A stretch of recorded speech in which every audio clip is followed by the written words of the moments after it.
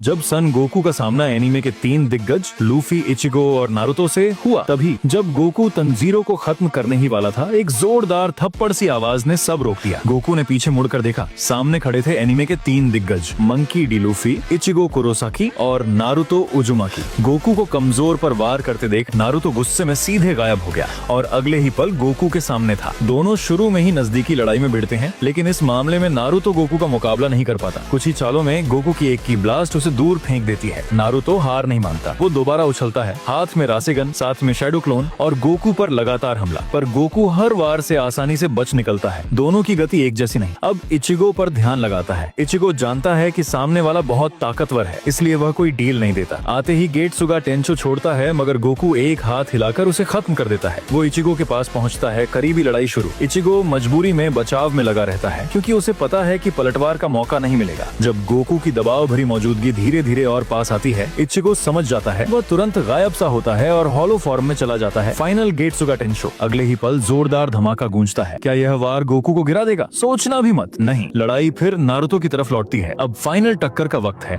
Luffy की एक जोरदार दहाड़ के साथ संतुलन टूटता है। तीनों अपनी सबसे शक्तिशाली अवस्था ऑन करते हैं और गोकू पर घेरा डालने की तैयारी। असल में नारुतो और उसके साथी अकेले नहीं है। सातोरु गोजो सीधे डोमेन एक्सपेंशन खोल देता है। उद्देश्य गोकू पर आखिरी वार। गोजो का हाथ जैसे ही गोकू को छूता है, समय थम जाता है। गोकू कुछ महसूस नहीं कर पाता। यह एहसास बेहद खराब लगता है। अचानक गोकू सुपर सायन ऑन कर देता है। गोजो का डोमेन इतनी ऊर्जा सह नहीं पाता और टूट जाता है। अब असली लड़ाई शुरू।